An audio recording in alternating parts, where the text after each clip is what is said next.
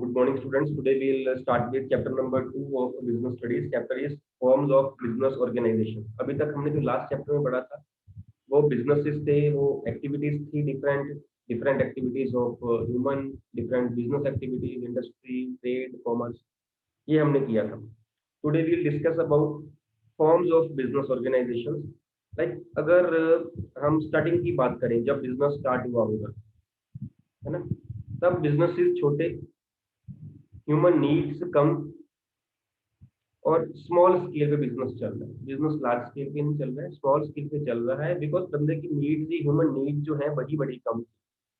लेकिन जैसे जैसे ह्यूमन की नीड्स, पहले पहले नीड्स थी क्या, कोई जब हम कल बात कर रहे थे, रोटी कपड़ा और मकान, खाना खाना है, कपड़ा पहनना है और एक घर में रहना है, बस ये तीन चीजें थी. तो वो बंदा जो था वो खुद ही करे जा रहा सारा कुछ, खुद ही अपने अपने खेत से वहीं खाना उगा लिया, वहीं पे ही कपड़ा कपड़ा बुन लिया और वहीं पे रह लिया, छोटा सा घर बना के. लेकिन ह्यूमन नीड्स जो थी वो बाद में मल्टीप्लाई होती गई, ऐड तो हुई हुई, अब तो मल्टीप्लाई हो रही है नीड्स, इतनी नीड्स नीड्स जो है वो हो गई.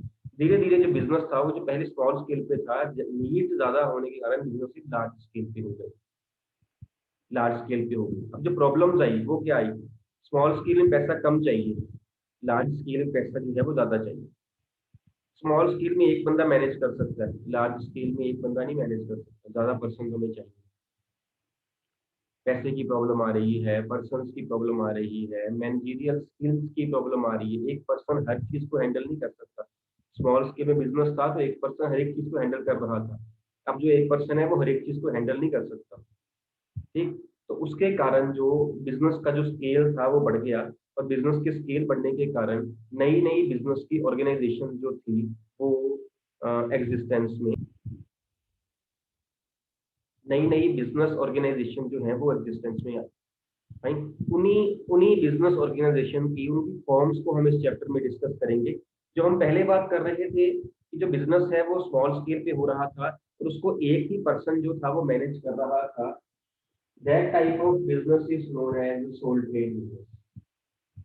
Soul trade, sole means one, trade of course means the business. जब एक ही पर्सन जो था वो बिजनेस को मैनेज कर रहा था, धीरे धीरे बिजनेस जो था वो बढ़ता गया, पार्टनरशिप फॉर्म आ गई एग्जिस्टेंस में, देन ज्वाइंट स्टॉक कंपनी, ये सारा कुछ हम पढ़ेंगे इस चैप्टर में. ये आ गई एग्जिस्टेंस में. Then joint Hindu family business, ये आ गया एग्जिस्टेंस में. और लास्ट जो है एक आपका आ गया cooperative society.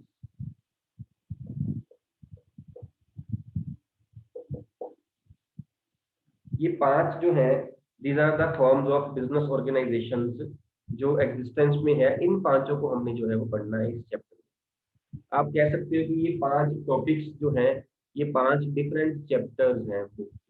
As a chapter इसको पढ़ लेना है हमने. हर एक की मेरिट्स, हर एक की डीमेरिट्स, उससे पहले इसका मीनिंग और फीचर्स, उसके बाद इनके आपस में डिफरेंसेस, ये या किसी की टाइप्स होंगी की टाइप्स, ये कुछ है. मतलब कह सकते हो कि कोई चैप्टर छोटा होगा बड़ा होगा, इस एक चैप्टर में आप कह लो कि पांच चैप्टर. फाइन. तो first of all we start with sole trade. Sole trade क्या है, मीनिंग हमने अभी भी डिस्कस किया. Sole means one and trade means business.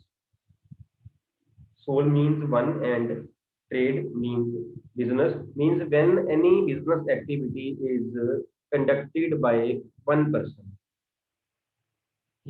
that person, he is the holy solely controller of the business. He is the holy solely manager of the business.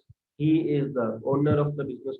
पैसा वो लगा रहा है, प्रॉफिट सारा वो कर रहा है, लॉसेस सारे वो सफर कर रहा है, रिस्क सारा उसका अकेले का है. पैसा जहां से मर्जी वो लेके आए, लोन अपने नाम पे ले रहा है, पे उसको करना पड़ेगा, इंटरेस्ट मतलब सारे का सारा उसका है.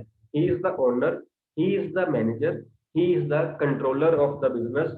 The business which is named as sole trade, and the businessman, उसको हम कहते हैं sole trader. Sole trader, business का नाम सोल ट्रेड और बिजनेसमैन का नाम सोल ट्रेडर. डन. इस बिजनेस को हम सोल प्रोप्राइटरशिप ये कह देते हैं, सोल प्रोप्राइटरशिप इसको भी कह देते हैं, और बिजनेसमैन को sole proprietor, business is sole trade और sole proprietorship, businessman is sole trader और sole proprietor, businessman. Sole means again one, proprietor means businessman. When one person, he is the owner, he is the controller, he is the manager, he is the decision maker, he only employs the capital, he only bears the risk, he has to suffer all the losses, he only has to enjoy all the profits, everything is, he only takes the decision, he is not bound to take decision uh, under the effect of anybody else. इससे पूछना नहीं पड़ेगा, अगर हम partnership की बात करें ना तो डिसीजन सारे पार्टनर्स का होगा, जब तक सारे पार्टनर्स नहीं कहते हैं तब तक वो काम नहीं होगा ना, या मेजोरिटी ऑफ पार्टनर्स नहीं कहते। सोल ट्रेड में ऐसा नहीं है, वो किसी की बात सुन सकता है, बात अलग है, लेकिन वो मानना उसके लिए कोई जरूरी नहीं है, माने या ना माने उसकी मर्जी है, बिकॉज अल्टीमेटली उसने डिसीजन लेने हैं सारे, और वही जो है वो डिसीजन उसके प्रॉफिट्स या उसके लॉसेस पे फर्क डाल देते हैं, and he only has to bear the loss, suffer the risk, bear the risk, तो वो उसको किसी से पूछने की जरूरत नहीं है सोल ट्रेड में। समझ आ रही है इसकी बात? बड़ा सिंपल सा टॉपिक है, इसमें जो एक पॉइंट है जो डिस्कस करने वाला है, दैट इज उसका जो मेन फीचर है, that is unlimited liability. First of all the meaning of liability, अभी तक होपफुली आपने अकाउंटेंसी में लायबिलिटी का मीनिंग कर लिया होगा, कौन बता सकता है मेरे को what is the meaning of liability? You can tell me, कर लिया हुआ है आपने? और उधार। उधार। लायबिलिटी का मतलब उधार, लायबिलिटी का मतलब देनदारी है, means the amount which we owe to others, it is the amount which we owe, owe W E O to other, जो पैसे हमने देने हैं किसी, जैसे अगर हम सोल ट्रेडर की बात करें, उसने किसके पैसे देने होंगे? उसने कहीं से लोन लिया हो उसके पैसे देने होंगे, उसने किसी से सामान उधार के लिए हो उसके पैसे देने होंगे, दीज आर द थिंग्स जो उसने पैसे जो है वो किसी के देने होंगे। The liability of soul trader is unlimited, इसका मतलब क्या है? The liability is unlimited means कि उसको जो पैसे हैं वो पे करने ही पड़ने हैं, अनलिमिटेड है। If suppose the that assets of the business are insufficient, because first of all the liabilities of the business will be paid out of the assets of the business। suppose assets जो है business में वो है आपकी assets, assets भी कर लिया है वर्ड आपने, assets वर्ड कर लिया हुआ है आपने। assets क्या होती है? संपत्ति। ट्रांसलेशन अच्छी करी हुई है आपने यार, प्रॉपर्टी। हाँ प्रॉपर्टी, ट्रांसलेशन अच्छी करी हुई है। The things which are owned by the business are the assets and the things which are owed by the business are the liabilities। जो अपनी चीजें हैं वो assets हैं, जो किसी के रखी हुई है, हमने देने वाले पैसे हमारे पड़े हैं, वो liability है। सिंपली अगर हम बात करें भाई, assets में हम क्या ले लेते हैं? हम land, building, cash, bank balance, machinery, furniture, computers, motor vehicle, all these are the assets। assets हैं सपोज बिजनेस की 10 लाख रुपए की, लायबिलिटीज हैं सपोज बिजनेस की 8 लाख रुपए, मान लेते हैं सिंपल केस में 8 लाख रुपए।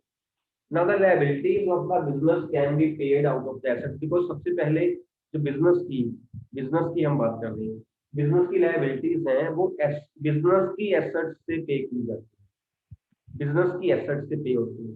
Now the assets of the business are sufficient to pay off the liability and will be paid from that assets business की। But the point is, suppose assets हो गई 18 lakh rupees की। Now the point is clear, liabilities sorry assets नहीं liabilities हो गई 18 lakh rupees, assets कितने की हैं? 10 lakh। अगर अब पैसे पे करने पड़े, हमने कितने पे करने हैं? 18 lakh, लेकिन पड़े कितने हैं बिजनेस में? 10 lakh। इट डजंट मीन कि बाकी के 8 लाख रुपए उनको नहीं मिलेंगे, इसका मतलब ये बिल्कुल नहीं है कि बाकी की 8 लाख रुपए उनको नहीं मिलेंगे। जो बाकी 8 लाख रुपए का यहाँ पे डेफिसिट है, जो पे करने वाले पड़े हैं बिजनेसमैन के, will be paid out of the personal property of the businessman. Business की एसेट्स के अलावा बिजनेसमैन की पर्सनल प्रॉपर्टी भी होगी, पर्सनल प्रॉपर्टी बिजनेसमैन की होगी, उसका घर होगा पर्सनल, घर होगा उसका, उसकी पर्सनल गाड़ी होगी, बिजनेस की नहीं, पर्सनल गाड़ी होगी, कोई ऑर्नामेंट्स घर पे ज्वेलरी वगैरह पड़ी होगी वो होगा, कोई और घर पे फर्नीचर पड़ा हुआ है, घर की कोई और चीज पड़ी हुई है जो उसकी पर्सनल है, बिजनेस की नहीं है। These 8 lakh rupees will be recovered from those personal assets. Means his liability is unlimited. It is not limited to these 10 lakh rupees. It is not limited to these 10 lakh rupees. It is unlimited. means उसको पे करना ही पड़ेगा. The point is, if the business assets are insufficient to pay off the liabilities, then the remaining liabilities will be paid out of the personal property of the businessman also. The personal properties can also be claimed by the lenders if suppose business assets are insufficient. This is very important point. This is good thing or bad thing. This is benefit. इस चीज का benefit है कि ये demerit है. इसको बताएगा मेरे को. और डीमेरिट Demerit है बिल्कुल. डीमेरिट होगा सर। बिल्कुल demerit है, उसकी कोई डेप्ट में भी जा सकता है वो। Yes, बिल्कुल ठीक है आपकी बात. हरमन ने भी सही बोला है, जसकरण ने भी सही बोला है. ये उसकी demerit है. Demerit from which point of view? It is from businessman's point. अगर मैं अपनी बात करूं, मेरा बिजनेस है, अगर मेरी लायबिलिटी अनलिमिटेड है, it means मेरे लिए डीमेरिट है ना. तो कल को अगर कहीं लॉस कोई हो गया, मेरी लायबिलिटीज बढ़ गई, मैंने लोन लिया था, पैसा मेरे को मिला नहीं, मेरा सामान मेरा बिका नहीं, बिका तो पैसे मर गए, तो मेरी लायबिलिटी ज्यादा, एसेट्स मेरी कम, तो मेरा तो रिस्क पे है, मेरी पर्सनल प्रॉपर्टी, मेरा घर रिस्क पे है. अगर पैसे देने की बारी आ गई, वो तो मेरे घर से पैसे, घर को बेच के पैसे ले जाएंगे, वो तो मेरा जो घर का सामान पड़ा हुआ है, फर्नीचर वगैरह सपोज, या और मेरी जो प्रॉपर्टी है उसको बेच के सामान ले जाएंगे. But at the same time I feel it is a merit also. Who can tell this is a merit also? Who can tell this is a merit? Think about this. If it can be a merit, think about this. Take half a minute, no problem.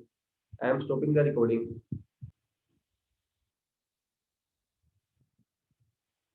Yes, Basu. Sir क्योंकि sir अगर वो घर से उठाएंगे sir, सामान तो sir पुराना भी हो सकता है कैसे? अगर वो घर से लेंगे.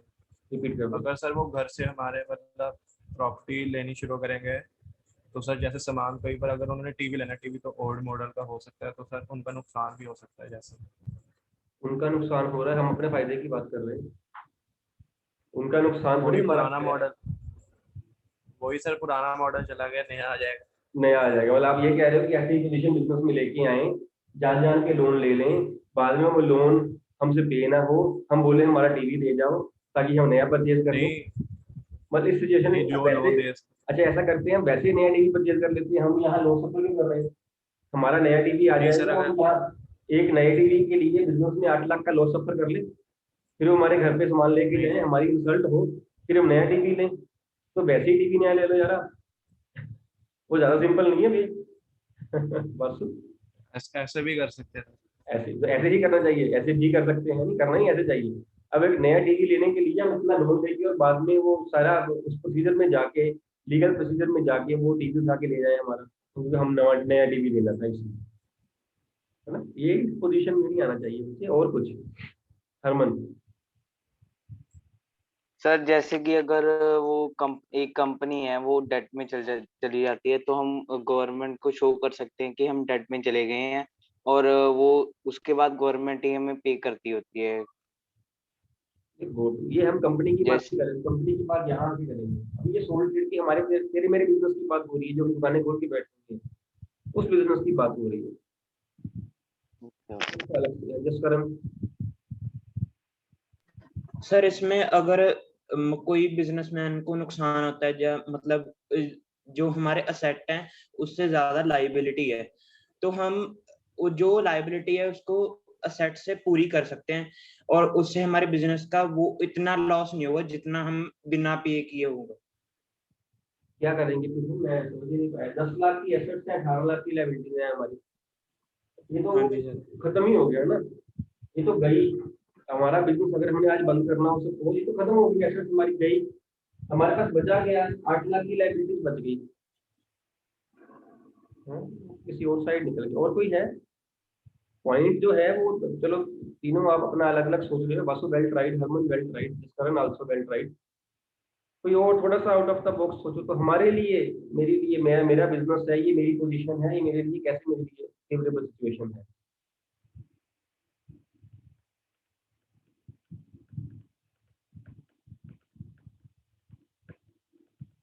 कोई नहीं है। चलिए, जब सपोज मैंने बिजनेस से, आज ये सिचुएशन नहीं है मेरी, आज मेरी ये सिचुएशन है, या कोई भी सिचुएशन हो, आज मैंने अपने बिजनेस के लिए लोन लेना हो, यस अंश, सर उसको टैक्स बच जाएगा। या टैक्स बचाने के लिए बिजनेस बंद कर लें? टैक्स कैसे बचेगा अंश? सर वो पहले ही तो डेप्ट में, फिर वो टैक्स कैसे देगा? हाँ जी, मैं वही, हमें टैक्स बचाने के लिए बिजनेस बंद कर लें, ये सही है क्या? हमने बिजनेस चलाना है कि हमने बिजनेस सोचना बंद करने के बारे में है? जब एक बिजनेसमैन की जो लायबिलिटी है दैट इज अनलिमिटेड, इसका मतलब ये है, सब लायबिलिटी में क्या है, सपोज लायबिलिटी में बैंक लोन, और इसकी बात कर रहे हैं, ये है लायबिलिटी में बैंक लोन है, लायबिलिटी में क्रेडिटर्स है। ये क्या होते हैं क्रेडिटर्स, पता है? क्रेडिटर्स क्या होते हैं पता है? अकाउंटेंसी में पढ़ा होगा आपने। जो क्रेडिट पे अपना रॉ मटेरियल बेचते हैं हमारे इसको बिजनेस। हमें बेचते हैं, yes, जिससे हम जो है वो अपना सामान खरीदते हैं, वो लायबिलिटी होती है हमारी। These are the persons from whom we purchase the goods on credit। इनको देने होते हैं पैसे हमने, है ना? बैंक ने हमें लोन देना है, क्रेडिटर्स ने हमें गुड्स देनी है। जब मेरी लायबिलिटी अनलिमिटेड है, इसका मतलब ये हुआ कि बैंकर्स को और क्रेडिटर्स को ये श्योरिटी है कि इससे पैसा वापस मिल जाना है, पैसा वापस मिल जाना है। अगर तो बिजनेस से पे हो गया ठीक है, नहीं तो इसके जो घर का सामान पड़ा हुआ है ना, वहां से ले जाएंगे, कोई चिंता वाली बात नहीं, पैसा मिल जाना है। It will be easier for the businessman to raise the loans, to take the loans। Loan लेना बिजनेसमैन के लिए थोड़ा इजी हो जाएगा, बिकॉज बिजनेसमैन को, उसको लेंडर को पता है, जैसे हमने सपोज बैंक से लोन लेना हो, तो बैंक को पता है कि ये सोल ट्रेडर है, इसकी लायबिलिटी अनलिमिटेड है। वो क्या करते हैं, वो हमारी बिजनेस की प्रॉपर्टीज तो नोट कर ही लेते हैं, हमारे पास क्या क्या पड़ी हुई है, इसके अलावा वो हमारी पर्सनल प्रॉपर्टीज भी नोट कर लेते हैं कि आपके पास और क्या क्या पड़ा, उसकी वैल्यू क्या है, सो दैट कि अगर हम कल को पैसे वापस ना कर पाए, तो वो जो पैसा है हमारी पर्सनल प्रॉपर्टी से जो है वो क्लेम कर सकते हैं। मींस उनका पैसा जो है वो रिकवर हो जाएगा, उनके पैसे की सेफ्टी ज्यादा है, बिकॉज मेरी लायबिलिटी अनलिमिटेड है। उनका लोन रिकवर करना उनके लिए इजी रहेगा, और मेरे लिए लोन लेना इजी रहेगा। Merit for the businessman will be, it is easier to take, to raise, to avail the loans. Formalities जो है वो थोड़ी कम पड़ जाएंगी, बिकॉज मेरा तो जो है वो प्रॉपर्टी पर्सनल पड़ी हुई है, बैंक तो पैसा वहां से रिकवर कर ही लेगा। हो सकता है ये वाला पॉइंट आपको बुक में कहीं ना मिले, हो सकता है ना मिले, ठीक? तो it will be easier to raise the loans, it can be taken as a merit. लेकिन मेरिट में हेडिंग में ये आएगा अनलिमिटेड लायबिलिटी, मेरिट में हेडिंग आएगा it will be easier to take the loan, और डीमेरिट्स में अनलिमिटेड लायबिलिटी जो है वो आपका मेरिट आ जाएगा, डीमेरिट आ जाएगा। डन, ठीक है। आप लोगों ने आज का आपका जो होमवर्क है, इसका मीनिंग हमने डिस्कस किया है आज, इसका मीनिंग आपने पढ़ना है घर से, कल इसको हम डिस्कस करेंगे आगे सोल ट्रेड का।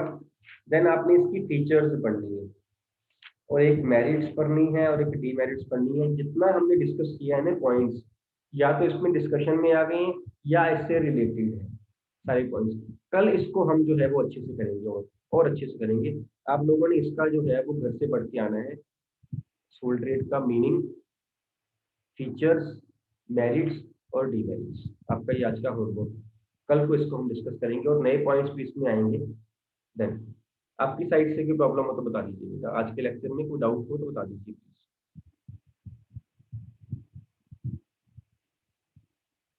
Everything is fine, all clear, all clear है ना? एक होता है क्लियर, एक होता है all clear. All clear mean sir ऊपर से ही निकल गया। आई फील कि अगर कोई डाउट नहीं है तो या तो वो सुना नहीं गया, या फिर वो ऑल क्लियर वाला केस है, पॉइंट्स हो सकते थे आते। स्टिल जब आप बुक से पढ़ोगे, आप इसका मीनिंग, फीचर, मेरिट्स और डीमेरिट्स जितना हमने डिस्कस किया है इस आधे घंटे में, सारा कुछ वही है। ठीक, जब आप वो पढ़ोगे आपको पॉइंट्स सब आएंगे, कल डिस्कस भी करेंगे दोबारा इसको। ठीक है, कल का टॉपिक हमारा यही रहेगा। Fine, should I end the meeting then?